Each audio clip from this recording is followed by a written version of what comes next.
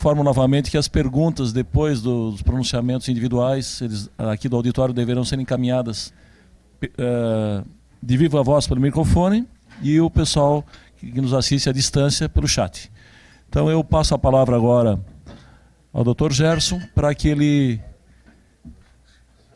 ele distribua a palavra na sequência que já está indicada. Nós vamos pedir que cada um dos que vai falar restrinja a sua fala a 15 minutos, para que a gente possa, ao final, ter um tempo razoável ainda para o debate.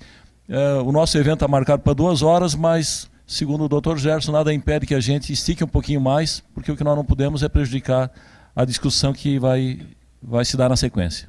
Dr. Gerson, por gentileza, com a palavra.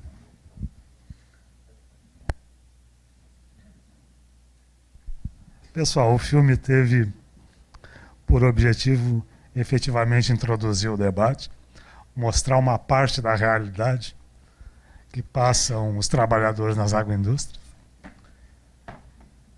e não tem um tom de crítica, não se considera a produção desse filme a amostragem desta realidade.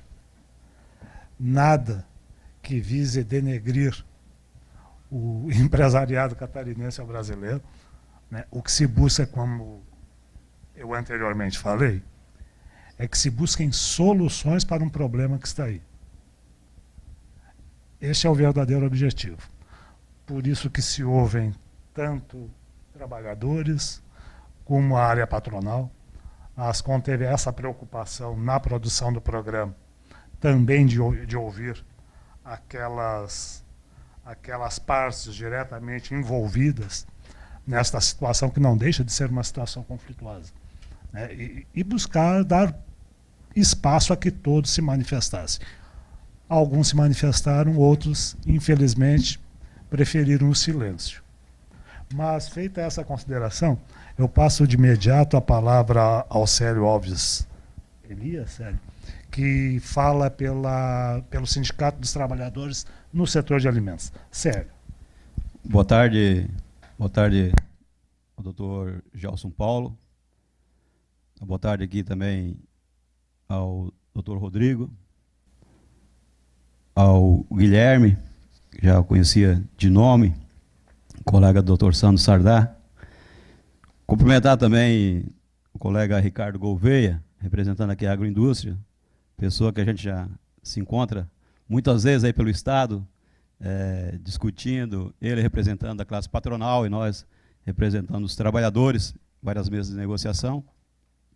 Cumprimentar também ao meu conterrâneo aqui, o Vanderlei Rick, cumprimentar o Caio, que faz tempo que a gente já não se via mais, cumprimentar a todos e a todas, e também parabenizar, doutor Gerson, essa abertura que o tribunal dá, porque eu vejo que é dessa forma que nós vamos nos aproximar da realidade do dia a dia dos trabalhadores no chão da fábrica, não só da agroindústria, mas de todo o setor econômico do estado de Santa Catarina. Então, parabéns ao Tribunal Regional do Trabalho de Santa Catarina por essa abertura de trazer as partes, o capital e o trabalho, para que a gente possa realmente discutir a realidade que vivem os trabalhadores e trabalhadoras desse estado.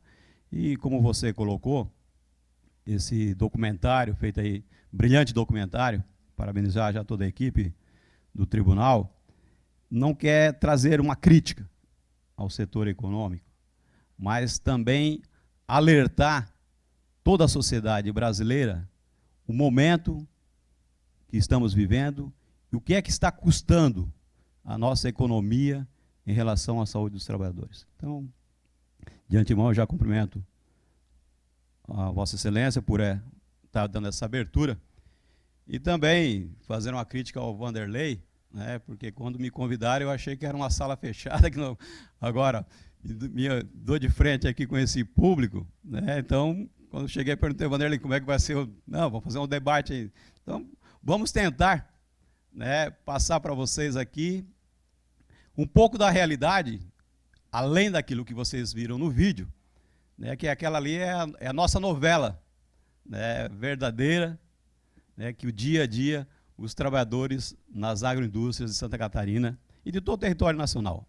Mas vamos falar daquilo que nós estamos vendo no momento, até porque Santa Catarina é o polo das maiores agroindústrias de todo o território nacional.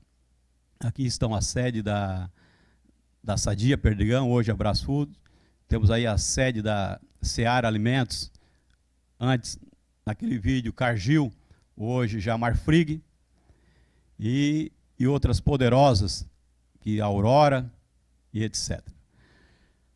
Quando nós fomos procurados pela equipe aqui do tribunal, capitaneada aí pelo Wanderley Hicken, nós estávamos vivendo um momento que era a questão de demissões na unidade da Seara Alimentos em Forquilinha, porque os trabalhadores estavam se negando a trabalhar em determinada temperatura. E de lá para cá, aquelas trabalhadoras que foram demitidas, 9 trabalhadoras demitidas por justa causa, e como nós tínhamos naquela unidade de Forquilinha, e tem em outras unidades, mercado para o Canadá. Por que eu falo mercado exclusivo do Canadá? O mercado do Canadá, que nós não sabíamos, mas nós suspeitávamos, e constantemente nós fazíamos denúncia no Ministério do Trabalho, devido aos relatos dos trabalhadores, de que a temperatura dentro da sala de cortes, onde é o maior setor de produção de uma agroindústria, principalmente essas maiores que o seu mercado chega próximo dos 100% exportação, é o setor que mais agrega trabalhadores e trabalhadoras. E nós não sabíamos de que eles têm um contrato de mercado aonde o Canadá exige que a temperatura não pode passar de 10 graus centígrados. E os trabalhadores vinham para nós e diziam, temperatura na sala de corte está abaixo de 10. Nós dele denúncia para o Ministério do Trabalho, chegava lá, temperatura com gráfico dizendo que a temperatura estava 11, 12 graus. E aí começamos a continuar a denúncia, saímos do Ministério do Trabalho e fomos fazer as denúncias no Ministério Público do Trabalho, até porque para nós, até aquele período era difícil, que nós tínhamos que trazer as denúncias para Florianópolis, aqui para o Ministério Público, e depois de 2006, 2007, foi colocado, estenderam o atendimento do Ministério Público também em Criciúma. E aí, doutor Jean, nós começamos a fazer as reclamações para o doutor Jean, que é promotor do trabalho, e começamos a municiar ele, levar trabalhadores doentes. E eu digo sempre que Deus nos iluminou quando deslocaram o Ministério Público para lá, e com promotores que realmente estavam a fim de abraçar aquela luta que vinha e que continua ainda, mutilando trabalhadores e trabalhadoras da agroindústria. E começamos a elementar com provas, porque o Ministério Público só trabalha com provas, e o doutor Jean teve a felicidade de um dia conseguir entrar dentro da Seara Alimentos de Forquilinha, sem ser proibido a sua entrada e pegar eles desprevenidos. E nessa entrada que ele deu, ele conseguiu, aquilo que nós vimos dizendo, conseguiu pegar as provas, de que existia um relatório de temperatura para o mercado externo e existia um relatório de temperatura quando a fiscalização do trabalho fosse lá, que apresentaria temperaturas acima de 10 graus. E os trabalhadores, aquelas trabalhadoras que apareceram no vídeo, aquelas trabalhadoras estavam congeladas. E além disso, como elas próprias relataram e vocês ouviram, o tratamento que foi dado naquele momento. E aquele tratamento não foi dado só naquele momento, continua hoje ainda esse tratamento. Os trabalhadores que se rebelam contra todas essas atividades insalubres, eles tratam desse jeito. Hoje um trabalhador, para desossar, vocês tiveram a visão ali, o que é uma linha de produção, eles colocam aí 16, 32 pessoas, lá tem a coxa esquerda e coxa direita, entendeu? E aí o pessoal tem que desossar, hoje a média está de 4 a 5 coxas por minuto. Você imagina, você ficar ali, 7 horas e 20, que é o tempo de trabalho nosso em Forquilinha hoje, que a jornada é de segunda a sábado, você ficar 7 horas e 20 minutos, cabeça baixa, com temperatura, hoje está, dizem eles que está acima de 10, nós não temos mais como provar, certo? Ficar 7 horas e 20 minutos, desossando, só com a cabeça baixa, desossando, além do frio, a ventilação, a umidade, o pessoal congela dentro de um abatedouro desse. E quando o Ministério Público conseguiu todas aquelas provas, a doutora Desirê nos deu um liminar garantido, e como foi falado ali por mim, toda a sociedade de Forquilinha, quando eu falo toda a sociedade, entre aspas, pessoal que tem interesse financeiro, junto à unidade de produção da Seara Alimentos, mobilizaram, fizeram carreatas no domingo, queriam que nós saíssemos da cidade. Você imagina isso numa cidade com 20 mil habitantes, onde 40% da produção detém os recursos econômicos daquele município. Então foi um terrorismo muito forte para cima da direção do sindicato, mas nós se mantemos firmes, porque entendemos que estávamos defendendo os interesses dos trabalhadores. E essas agroindústrias, elas trabalham nesse sistema de que eles adoecem os trabalhadores, e quando eles adoecem, os seus médicos do trabalho, eles não encaminham corretamente o afastamento desse trabalhador. A Valdirene, ela começou a sentir formigamento na ponta dos dedos, e foi vindo, e quando nós fomos reclamar que ela deveria ser encaminhada para a Previdência Social, o gerente do RH da empresa disse o seguinte: o problema dela não é da desossa do frango, o problema dela é porque ela pilota a moto de ida e volta para o trabalho. Então não é decorrente do trabalho. E isso acontece não só na Seara de Forquilinha. Todo o setor agroindústria do país comete isso. O Ricardo depois até pode nos colocar. Eles têm um documento que nós tivemos acesso, o sindicato patronal, do qual o Ricardo faz parte. Eles têm um documento que eles reconhecem que o trabalho na agroindústria é nocivo à saúde dos trabalhadores. Eles que estão dizendo isso. E aí nós queremos o seguinte: nós não queremos parar, que a produção pare, que a economia brasileira em cima das agroindústrias pare. Nós queremos só o seguinte: que os trabalhadores sejam tratados com decência dentro dos frigoríficos brasileiros. Nós temos um projeto, elaboramos um projeto de redução da jornada de trabalho que está no Congresso Nacional. Mas constantemente nós estamos discutindo com as agroindústrias para que o único caminho que nós entendemos é que nós temos que reduzir a jornada de trabalho nesse setor imediatamente. E também aumentar o número de pausas para que os trabalhadores possam descansar a cada hora de trabalho. Nós temos uma proposta que estamos passando nas nossas negociações coletivas, que a cada 52 minutos de trabalho se pare 8 minutos para que o corpo humano possa se restabelecer pelo menos a sua temperatura. Nós chegamos ao ponto, na Seara de Forquilinha, quando essas trabalhadoras foram demitidas por justa causa, que eles limitavam até o tempo de banheiro dos trabalhadores.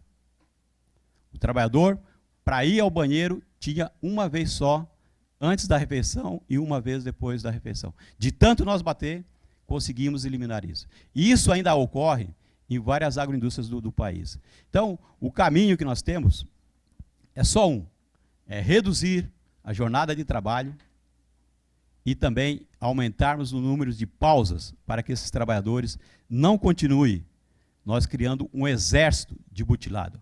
Porque hoje nós estamos exportando, a agroindústria brasileira está exportando a saúde dos trabalhadores e das trabalhadoras. Nós temos, de 2007 para cá, com essa ação, essa liminar, não mudou nada. Porque nós tivemos a infelicidade de o tribunal, a empresa entrou com mandato de segurança e o tribunal derrubou a liminar em Forquilinha, certo?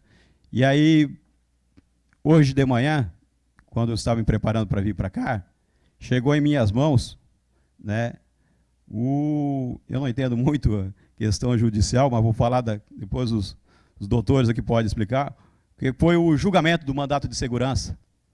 E o mandato de segurança ele manteve, tá? Eu vinha feliz pra caramba para cá, manteve praticamente tudo o que a liminar da doutora Desirê tinha mantido. Eu não sei qual é o encaminhamento depois, mas nosso jurídico já está vendo isso. Só cortou, que era implantar o sistema de pausa e descanso de 20 minutos a cada 1 hora e 40 minutos para jornada de trabalho abaixo de 10 graus, certo? E o resto manteve pausas, que a empresa encaminhe corretamente os trabalhadores, que aceita atestado médico. Você é assim, ó, eles não aceitam o atestado médico dos trabalhadores. O trabalhador está morrendo e eles não aceitam o atestado médico. E se o trabalhador não vem, no outro dia temos suspensão. Então, para encerrar, depois a gente está disposto aqui a fazer o debate com vocês e com o pessoal da mesa. Para resumir, a justiça para a empresa, para as empresas, principalmente desse setor que estamos discutindo, a justiça, eles se beneficiam da justiça porque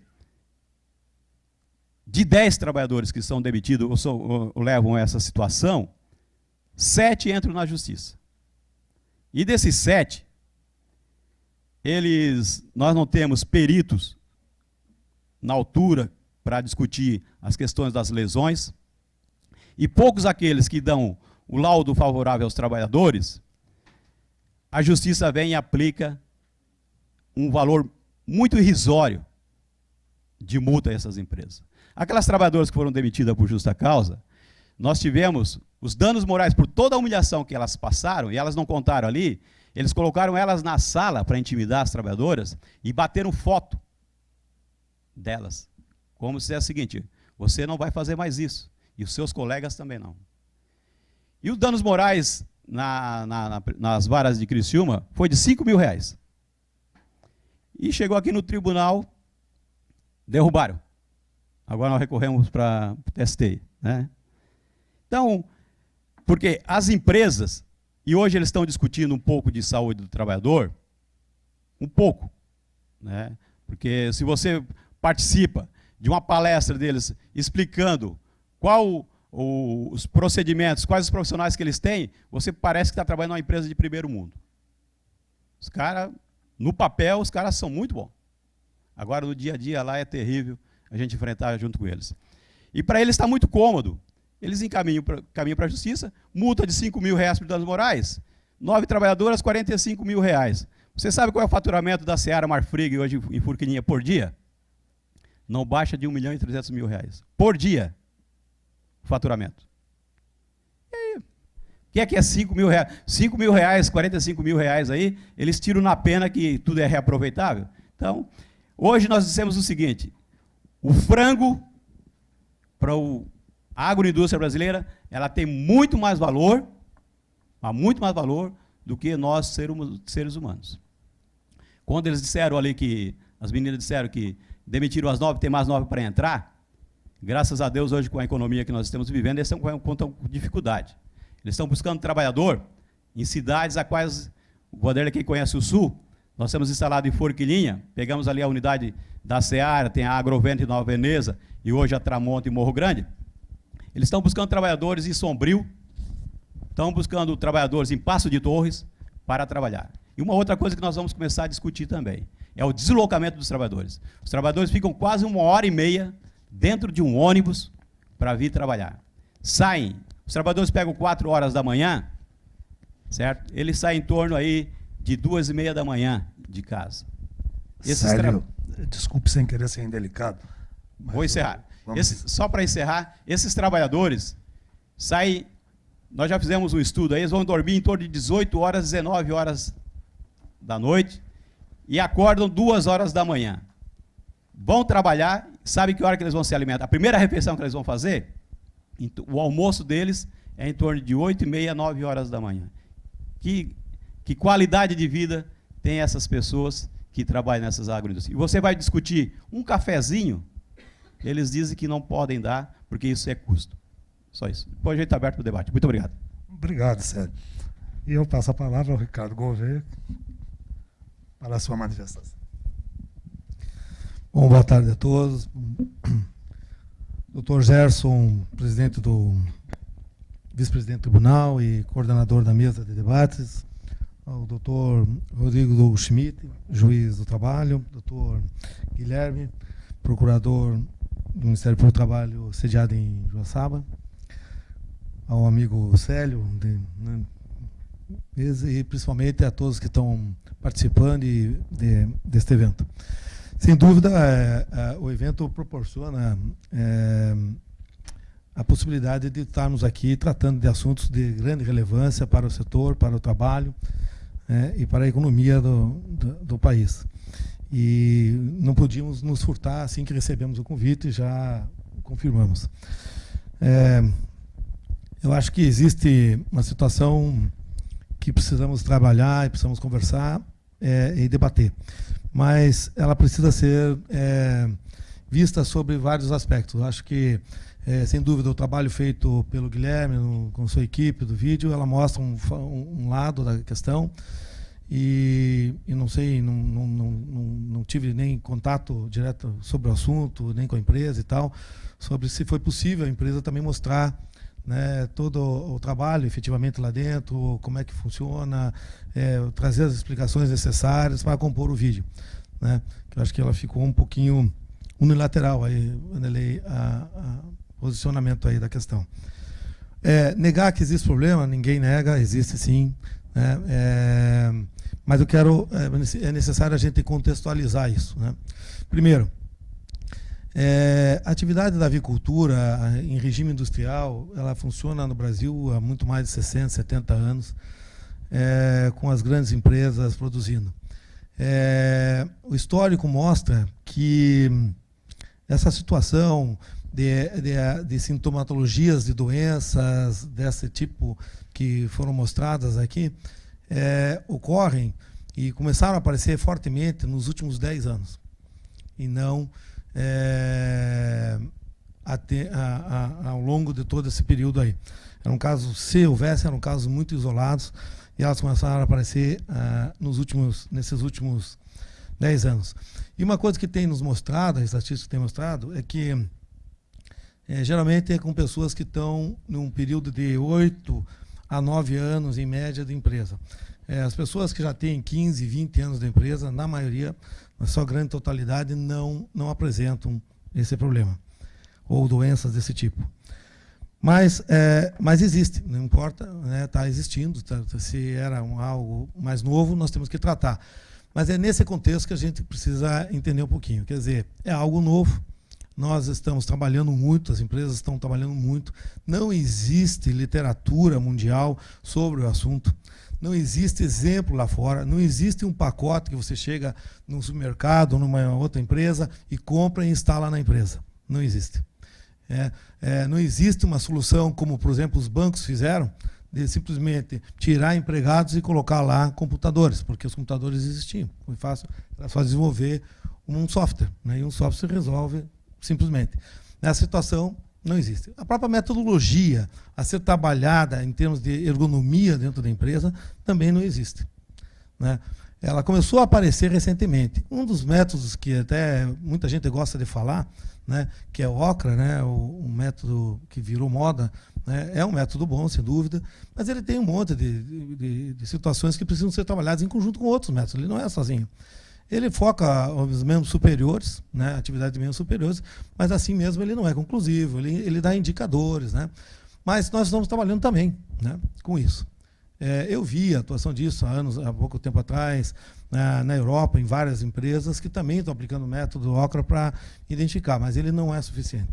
Quero dizer com isso que todos nós estamos aprendendo com uma situação que surgiu na última década, talvez um pouquinho mais, e que, para a história da produção, ela é nova. Nós temos que trabalhar. Nós temos que estudar, nós temos que aplicar, nós temos que fazer experiências, e isso está sendo feito. As empresas possuem, aqui em Santa Catarina, um grupo de médicos, engenheiros agrônomos, fisioterapeutas, técnicos, enfermagem, multidisciplinar, que atuam nas empresas, mas que compõem um grupo dentro do próprio sindicato da indústria. Esse grupo se reúne a cada 30, 60, 40 dias, conforme a demanda, e vem fazendo um trabalho há muitos anos já, há mais de 6 anos, na busca de tentar achar as melhores soluções, né, para essa atividade. Ela é tão nova que, com relação a equipamentos, quando você fala em automação, nós não temos opções hoje. Estamos buscando. As empresas que produzem equipamentos, máquinas para frigoríficos no mundo, agora começam a procurar desenvolver. E à medida que estão desenvolvendo, essas máquinas estão sendo compradas e instaladas, sim, né? Os investimentos das empresas nos últimos 3 anos, 2007, 2008, 2009, em automação, está acima de 50 milhões de reais. Né? Em compra e colocação de máquinas. Em atividades de proteção coletiva, em ergonomias, em troca de equipamentos e colocação de algumas cadeiras, bancos e outras coisas mais que envolve o estudo ergonômico, até por comitê ergonômico em que participa também o trabalhador, está em torno de 10 milhões ano. Né? Isso estou falando, lógico, dos grupos que o Célio até se referiu, os grandes grupos aí, né? Eu acho que pequenas empresas estão na mesma proporção, né? À medida que também estão trabalhando e fazem parte desse próprio grupo de trabalho e desenvolvimento. Nós chegamos a desenvolver, num determinado momento, tenho aqui até, e foi apresentado até numa ação, num procedimento investigatório lá em Chapecó, ao procurador do Ministério Público, o doutor Sandro Sardá, por exemplo, um protocolo em que está aqui toda uma metodologia que as empresas vêm trabalhando e aplicando em suas empresas. Né? Não sei por que foi rejeitado pelo Ministério Público, mas o protocolo está aqui e está sendo implantado. Esse protocolo prevê inúmeras, vários congraçamentos de várias metodologias para resolver o problema, com a possibilidade, sem dúvida, de pausa, inclusive as empresas vêm praticando essas pausas, né? Só que são pausas que estão se trabalhando a nível experimental. Nós precisamos saber se essa pausa efetivamente vai trazer o efeito. Não adianta a gente simplesmente ser irresponsável de achar que ou 8, ou 10, ou 15, ou 5, ou não sei quantos minutos vai ser implantado e alterar todo um mix de produção e comprometer toda uma atividade econômica, porque isso influencia também na relação de emprego, né? Sem nós termos a certeza. Então, nós temos várias empresas praticando, adotando, e nessas reuniões que fazemos, essas empresas apresentam os resultados para ver em que nível está apresentando, está resolvendo o problema ou não. Mas está aqui, é um protocolo, né, com vários procedimentos que estão sendo trabalhados, estão sendo discutidos, as empresas não estão paradas, estão trabalhando fortemente nessa questão. É importante a gente diferenciar um pouquinho também. Eu ouvi falar muito, né, sobre a empresa não investe porque é custo, aumenta custo, aumenta custo. Isso não, veja bem, o equilíbrio entre custo e o resultado que a empresa vai buscar, ela precisa existir. Nós vivemos num mercado mundial, num mercado de lucro, e que a empresa tem que sobreviver. Agora, isso não é impedimento, e nunca foi. Os valores, as cifras das empresas são grandes. Se nós ainda não atingimos os melhores padrões, as melhores qualidades, é porque não existe. Nós estamos sendo pioneiros. Muitas coisas nós estamos ainda desenvolvendo aqui. Eu tenho um grupo de pessoas, de empresas, de médicos, e inclusive são médicos lá na Itália, são oficiais do governo, que a gente tem conversado, e eles estão aplicando lá também algumas metodologias, inclusive o OCRA, né, para tentar resolver. E temos trocado alguma experiência para ver o que a gente consegue de melhor. Mas sabemos que nós estamos muito à frente deles. do que a gente tem feito e tem implantado e tem trabalhado. O custo, quando você fala em custo, né, e investimento, são duas coisas muito distintas. Olha, ficar com pessoas na linha de produção é muito maior do que você, então, investir e colocar a automação. Ora, a automação, o investimento na automação, ele é único. A hora que você põe uma máquina lá, dali para frente, ela começa a depreciar, o teu custo começa a cair. O salário pago mensalmente é um custo fixo, não muda. Então, nessa relação, é preferível investir mesmo. E a tendência, isso eu posso afirmar a vocês, a tendência essas salas de cortes, onde foi mostrado que existe problema, está sendo trabalhado muito fortemente, um investimento grande nisso, e a tendência é que, em curto espaço de tempo, não se tenha mais ninguém trabalhando, pessoas trabalhando nessas salas. Vai reduzir o número de emprego? Vai. Vai gerar desemprego? Vai. Mas o mercado está aí, absorve, eu acho que não é problema. O que nós temos que acabar é com essa possibilidade, né? E vamos ter que implantar. Estamos fazendo, estamos investindo fortemente no setor para mudar essa situação.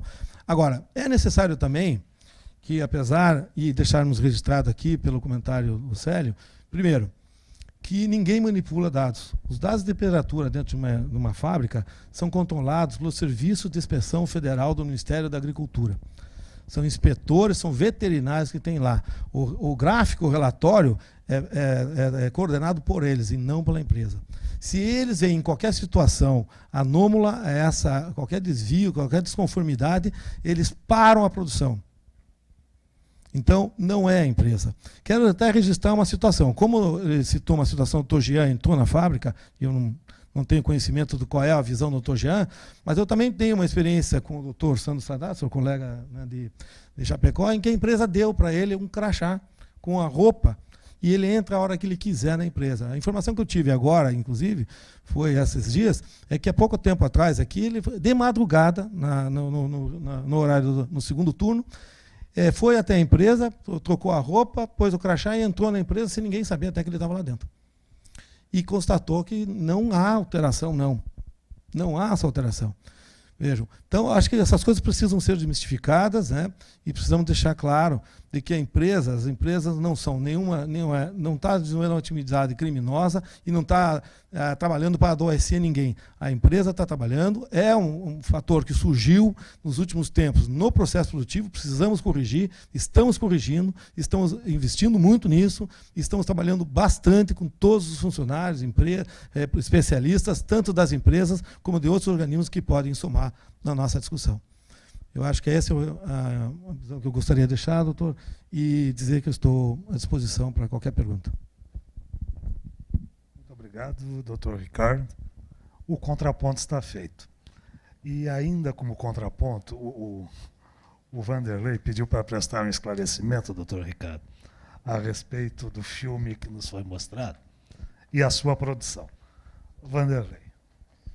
Bom, eu não quero polemizar antes da hora, mas a realidade de Forquilinha, eu falo com muita vontade, porque, para quem me conhece, eu fui prefeito daquela cidade 2 vezes. Então, se tem um município que eu conheço, é o município de Forquilinha. Então, quando nós nos propomos a fazer essa produção, nós, inclusive, optamos pela Agrovento de Nova Veneza, porque eu queria me situar não estava muito confortável para ir na unidade da Seara Cargill, justamente porque era o meu município e eu conheço a precariedade, os itens de precariedade daquela unidade, né, desde os tempos que foi do antigo Frisulca, do qual eu, inclusive, fui empregado. Depois, os gaidis que compraram, virou Eliane, e assim por diante, sucessivamente, ela muda de mãos, assim, mudou de mãos muitas vezes. Então, nós fomos para Agrovento e, inclusive, se vocês observaram bem, há agradecimentos na ficha técnica do programa, agradecimentos à Agrovento e ao Angelone, que nos franqueou a entrada. Fomos muito bem recebidos na Agrovento e Nova Veneza, e a ideia era justamente documentar o processo produtivo, né? E se vocês observaram bem, nós chegamos a cronometrar um procedimento que levou em torno de cerca de 30 segundos, E uma das entrevistadas, uma das trabalhadoras, disse, aquela justamente a Valdirene, que ficou com o problema daquela sequela, ela chegou a dizer que, num determinado ponto, ela chegou a desossar aquele procedimento de 7 por minuto. Naquela cronometragem que a gente fez na Agrovêneto, levou cerca de 2 por minuto, né? Então, nós não tínhamos nenhuma razão para sair de lá com uma opinião assim extremamente crítica em relação aos procedimentos que estavam sendo levados dentro da unidade da Agrovêneto.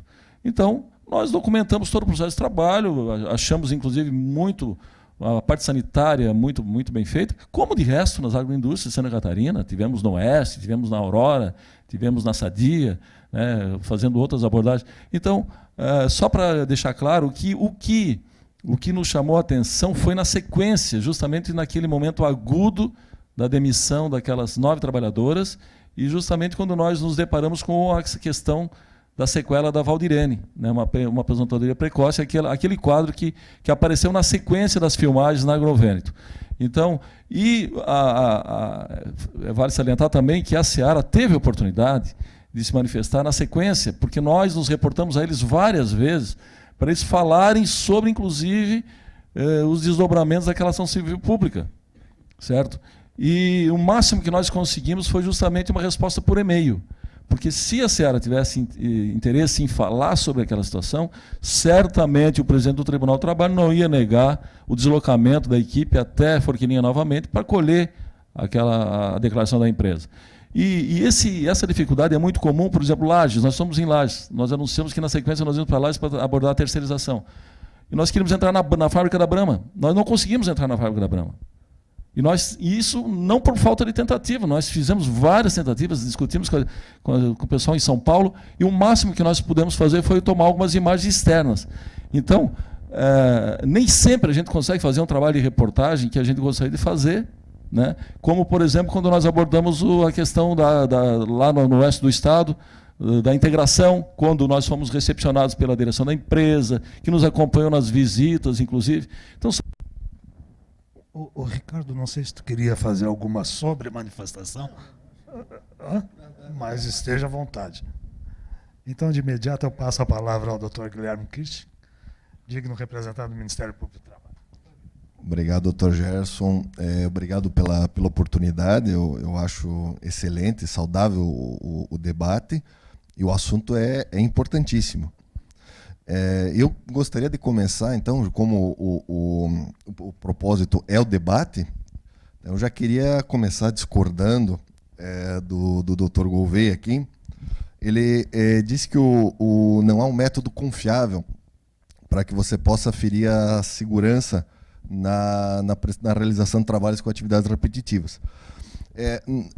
Eu vejo o método OCRA, que ele mencionou, como o estado da arte na matéria nesse momento, porque é um método que foi criado no seio da Associação Internacional de Ergonomia. Ele é um método também aprovado pelo sistema ISO, e é um método aprovado na diretiva UN 1005 da União Europeia, para utilização justamente para aferição da lesividade ou não de determinado sistema de trabalho no qual existam gestos repetitivos. Então, eu acho que não há um fundamento jurídico para nós nos recusarmos a aplicar esse método, ou então dizer que não existe um método que propicie certeza, porque certeza nós não queremos ter, certeza absoluta. O desenvolvimento científico ele se faz a partir de teorias, de esclarecimentos, de teorias que esclarecem determinados fenômenos, e você precisa chegar até ao percentual possível de certeza quanto a determinada situação, e conforme o bem jurídico que você quer proteger, o percentual de segurança ele deve ser reduzido justamente visando a proteção desse bem jurídico. Quando nós falamos de atividades repetitivas e de adoecimentos no trabalho, nós estamos tratando de meio ambiente. No direito ambiental, vige o princípio da prevenção. É muito claro que apenas porque não se tem 100% de certeza que determinada tomada de posição vá resolver ou vá prevenir a ocorrência de um dano, isto não é uma justificativa para não se adotar aquela conduta se você tem um grau razoável de probabilidade de que isto vá resolver o problema. E é exatamente o que nós temos aqui. E por que isso acontece? Porque a partir do momento que existe um dano ambiental, ele muitas vezes é irreversível. E na minha experiência, eu devo ter examinado uns 500 laudos periciais, porque esse é um dos métodos que eu uso na investigação de denúncias de lesão a meio ambiente de trabalho, problemas de saúde e segurança no trabalho, é solicitar aos peritos das unidades da Justiça do Trabalho que me remetam os laudos que foram produzidos naquela unidade referentes a acidentes de trabalho que ocorreram com determinada empresa. E sempre que existe uma situação de lesão por esforços repetitivos, a conclusão ela é frequente, ela vem várias vezes, ipsis literis repetida. Uma vez instalada a patologia, a evolução é incerta. Ou seja, uma vez que a pessoa fica doente, muitas vezes o afastamento do trabalho não vai resolver o problema. O tratamento que se faz pode não reverter a situação que foi instalada. Então, falar em 100% de certeza aqui, para preservar a empresa de adotar mudanças no seu processo produtivo, não condiz com a elevada importância do bem jurídico que tem que ser protegido, que está em questão aqui. Na experiência... e uma outra coisa também, o esclarecimento, foi mencionado o protocolo da agroindústria de saúde e segurança no trabalho, que não foi aceito pelo Ministério Público. O doutor Gouveia disse, não sei porquê, eu já explico. O protocolo, ele tem uma versão aqui de dezembro de 2009. Eu não tive acesso a essa versão, tive acesso a uma versão anterior, que se não me engano é de 2006 ou 2007. E... o protocolo é bastante genérico, ou seja, não se assumem compromissos efetivos de modificações do meio ambiente de trabalho.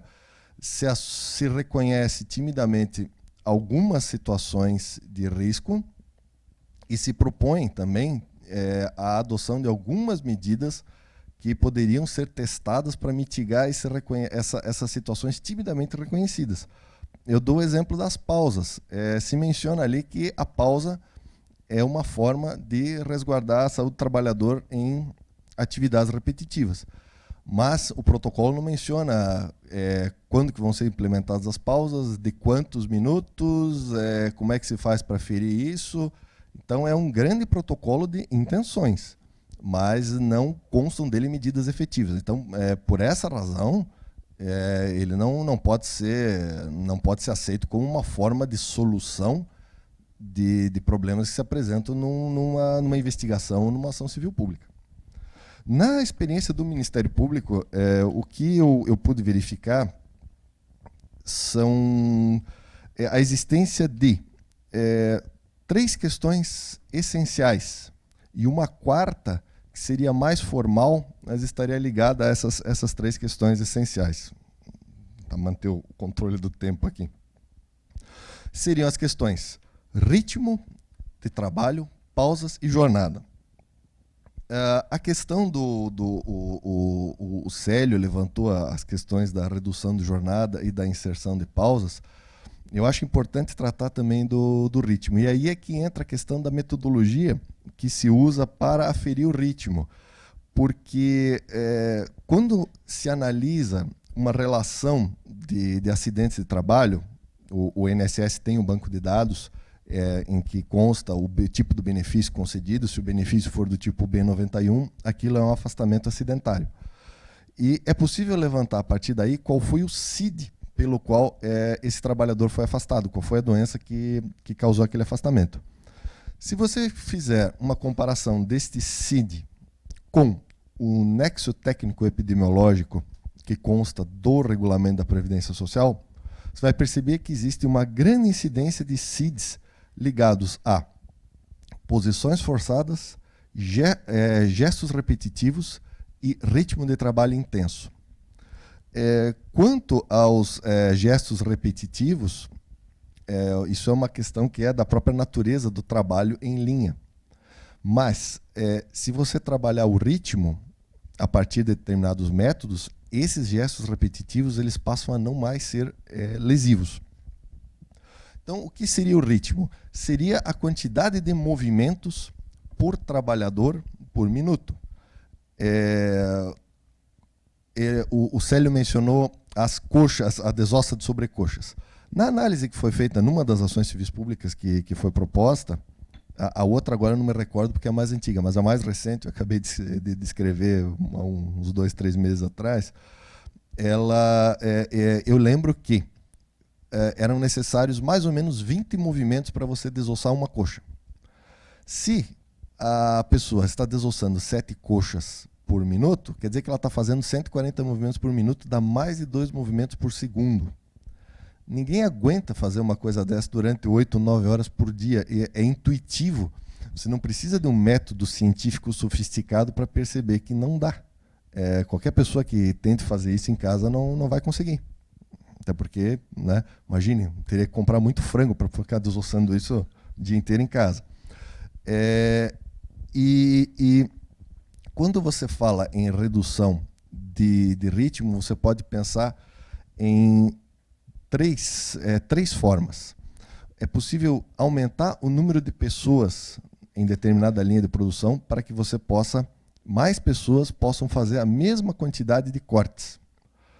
Ou você pode pensar em reduzir o número de abates de modo que aquelas mesmas pessoas possam fazer menos cortes. E aí a linha de produção fica mais lenta e você não vai precisar fazer, por exemplo, em vez de fazer 7 sobrecoxas num minuto, você vai fazer 2 ou 3, que seria seria na verdade o ideal. Ou então é possível também, e aí entra a questão do correto diagnóstico da situação do trabalho. Você poderia também estudar melhor a tarefa e eliminar movimentos supérfluos que se fazem nesses trabalhos. E aí é que entra o trabalho mais importante que a agroindústria tem que fazer. Ou seja, é o correto, até para o seu próprio interesse, o correto diagnóstico da situação dos postos de trabalho, do conteúdo de cada tarefa. E isso não vem sendo feito. Eu tenho observado PPRAs de várias empresas, laudos ergonômicos de várias empresas, e nesses laudos não consta um correto mapeamento dos movimentos que são feitos para que se realize determinada atividade, nem quantos fazem, nem quantos seriam precisos fazer, nenhum estudo de como reduzir isso. Porque e aí se fala em custos, se a empresa não quer reduzir a sua produtividade, se não quer reduzir a quantidade de abates, e se não quer aumentar o número do pessoal, ela tem que fazer o correto diagnóstico de cada tarefa. E isso foi feito pelo Ministério do Trabalho. Eu tive acesso recentemente a um auto de infração em que se demonstrou que uma empresa que realiza uma desossa sobrecoxa com 16 cortes poderia fazer com 12. Bastaria estudar adequadamente a tarefa. Se fala em custo aqui, não. Porque essas equipes as empresas já têm. Bastaria tomar mais cuidado com o bem jurídico que está sob a sua guarda naquele momento, ou seja, a vida e a integridade física do trabalhador. Eu tenho pouco tempo aqui, mas eu queria só falar também sobre a questão dos custos. A pausa que a gente propõe, que eu propus nas ações civis públicas, seria uma pausa aplicando por analogia a pausa do digitador. Seriam 10 minutos a cada 50 trabalhados. E isso aí, num dia, somando esses 10 minutos, daria 1 hora de trabalho no fim do dia. A hora de trabalho, segundo os mais recentes acordos coletivos que eu tenho me chegado em mãos, ela custa R$3 por trabalhador. Trabalha 220 horas por mês, ganha R$660, R$700. Então, o custo da pausa é R$ 3,00 por dia, por empresa.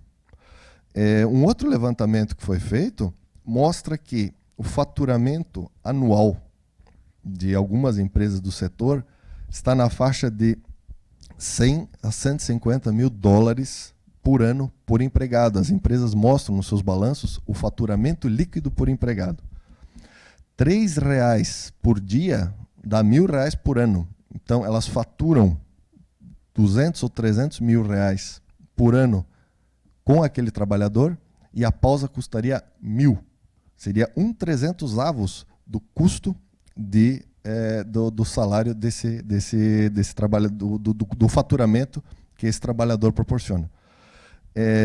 E aqui também, eu estou falando só da questão do custo propriamente dito. Eu também não estou nem sequer abordando questões que são também óbvias, como a produtividade do empregado doente, a questão das indenizações trabalhistas, a questão das ações regressivas do INSS e também as questões das ações civis públicas movidas pelo Ministério Público do Trabalho, que vão contemplar necessariamente um dano moral coletivo em virtude desse grande número de adoecimentos ligados especificamente ao processo produtivo.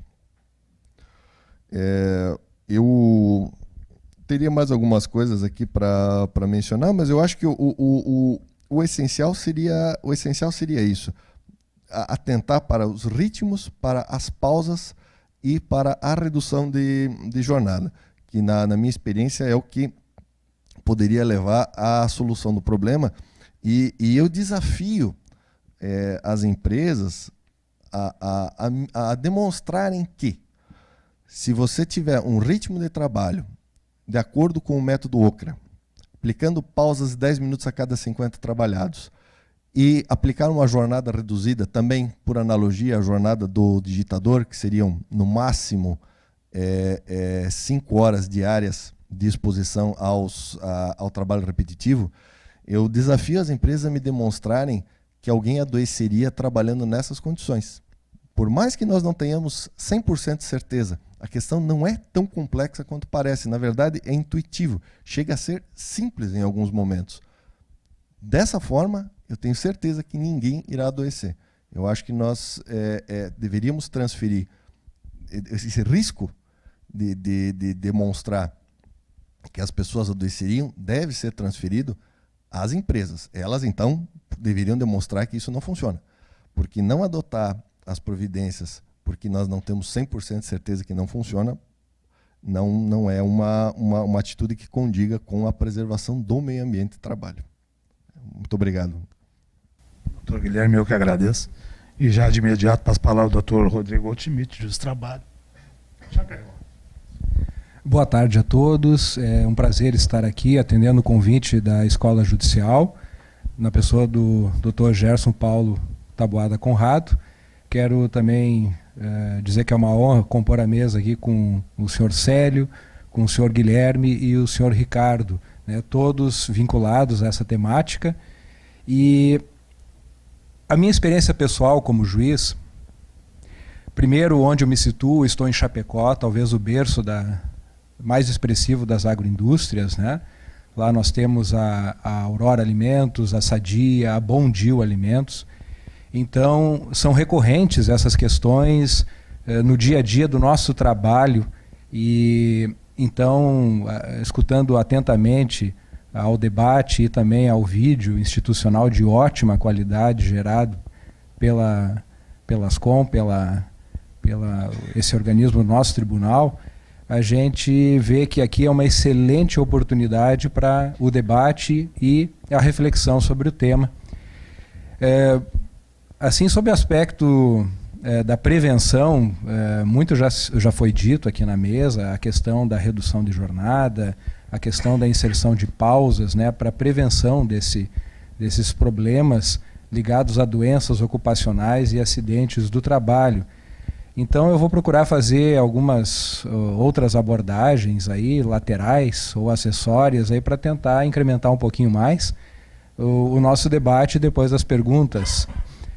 E vou fazer um gancho já com o que o Célio estava dizendo no seu momento final da fala, que é justamente uma realidade das agroindústrias que estão, digamos assim, com uma certa falta de mão de obra local e estão, digamos assim, trazendo gente de municípios próximos através de transporte.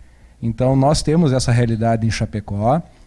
Estão vindo trabalhadores de Nonoai, no Rio Grande do Sul, Planalto, Trindade do Sul, com deslocamentos que variam de 1 hora a 2 horas e meia.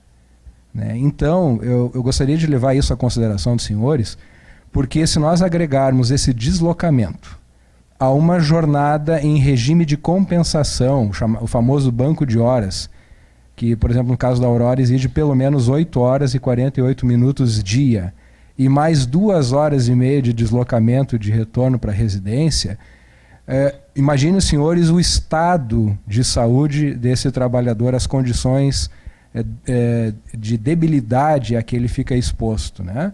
É evidente que um trabalhador nessas condições, ele não tem uma alimentação adequada, ele não tem um sono adequado, o trabalhador tem família, tem filhos, tem filho que chora à noite, tem filho que chora toda hora, certo? Então, tudo isso agrega para um quadro preocupante, que é justamente esse incremento de casos de doenças ocupacionais e acidentes de trabalho típico, certo?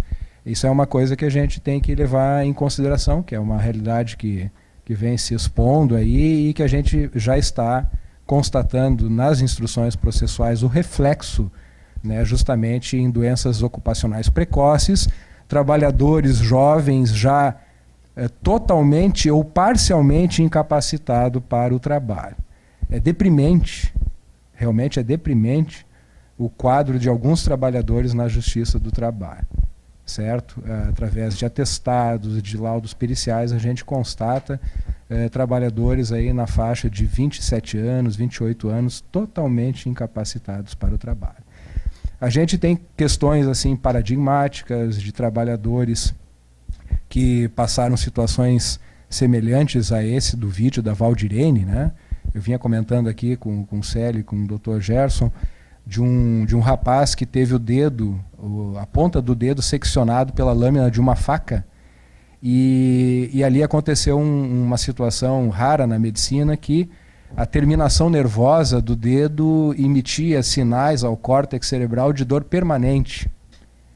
E era um caso raro na medicina. Então, estava sendo tratado o dedo cicatrizado, mas internamente era como se ele tivesse com o dedo cortado de forma permanente. E um caso seríssimo, se agravou, e essa demanda judicial veio como uma forma dele garantir um tratamento contínuo, e foi dada uma antecipação de tutela assim de plano, e para garantir o tratamento dele, inclusive o deslocamento dele para São Paulo, em atividade de medicina experimental, para a introdução de eletrodos, né, no córtex e na base da coluna para driblar ou, digamos assim, cortar o fluxo daquele impulso nervoso que o cérebro interpretava como dor. Essa demanda tramita até hoje.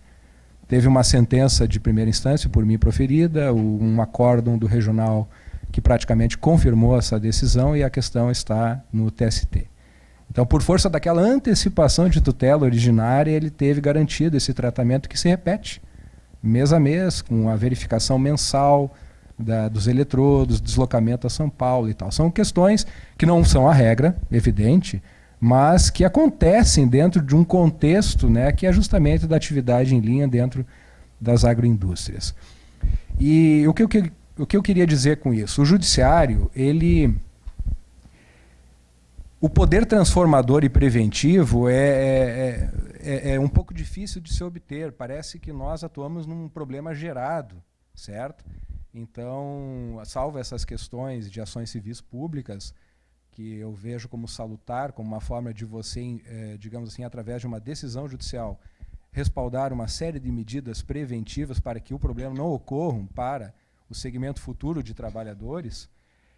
Nas questões pontuais, as reclamatórias individuais, a questão é um pouco mais difícil. Então, nós procuramos justamente o quê?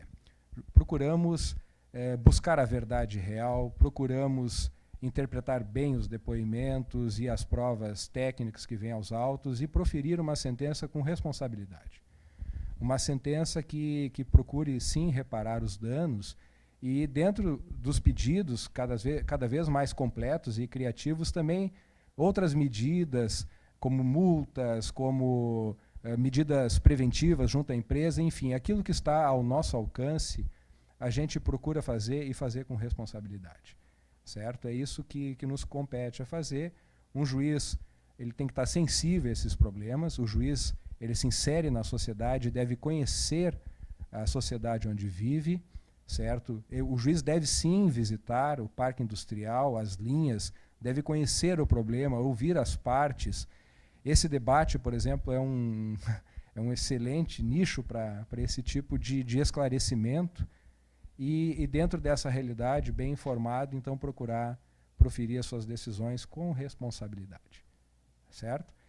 E outro fator que eu gostaria de trazer para os senhores é que a sociedade civil também tem o seu papel aí a desempenhar. Na região de Chapecó, nós temos um fórum permanente da saúde do trabalhador, o procurador Guilherme deve estar a par dessa situação. Lá o Ministério Público do Trabalho, o INSS, o Ministério do Trabalho, eles promovem um fórum onde então são convidados pessoas ligadas à área e debate a saúde do trabalhador.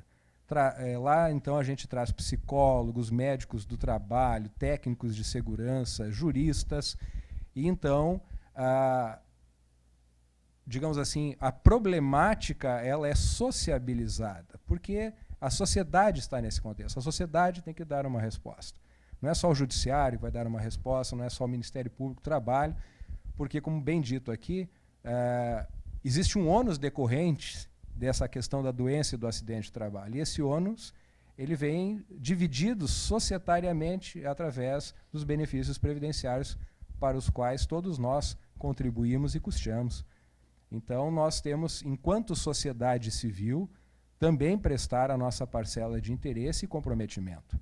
Então, lá em Chapecó, inclusive, surgiu uma associação dos vitimados do trabalho, que são justamente pessoas que passaram por situações como essa da Valdirene, certo? Pessoas que fizeram um verdadeiro calvário em postos de saúde, em clínicas especializadas, perícias do INSS, e tiveram as suas frustrações ou vitórias, enfim, e resolveram se reunir, né, numa associação para, então, se aprofundar, se especializar e, daí sim, ter mais poder de reivindicação. Isso é salutar, isso aí é a sociedade civil se movimentando, lutando em parceria com as instituições para que um problema local, digamos assim, mas que tem também uma dimensão expressiva no âmbito regional, possa ser contornado, melhorado, certo? E isso eu acho fantástico. Né? O sindicato é, por si, né, o órgão máximo de representação de um empregado, mas nada impede que associações de empregados, para lutar no âmbito específico dessa questão da doença ocupacional e do acidente de trabalho, se organizem e exerçam também a sua pressão e contribuição. Quero dizer também que as agroindústrias, a partir de decisões judiciais, justamente dessas ações da sociedade civil organizada, ela também vem melhorando, ela vem tentando melhorar o seu processo produtivo, ela vem tentando justamente implementar pausas, ginástica laboral, rodízio de atividades, certo? Só que uma vez implantadas, elas devem ser justamente seguidas à risca, devem ser respeitadas. Então, muitas vezes nós temos lá no ambiente de audiência uma situação em que a gente pergunta: havia ginástica laboral na empresa? Sim, havia. Mas o ritmo era tão alucinado de trabalho que nós não íamos, nós não dirigimos lá para a ginástica laboral.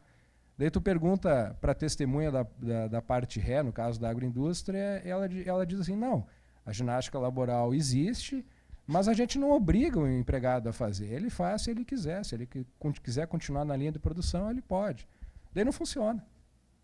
Daí realmente não funciona. Então, o empregador, no seu poder diretivo, ele tem que tomar medidas né, no sentido de efetivamente fazer o empregado cumprir essas medidas de prevenção. Senão, realmente, a situação fica assim, maquiada ou até uma situação precária. E então, as medidas no plano de vista formal existem, estão sendo implementadas, mas na prática realmente deixa a desejar em muitos casos.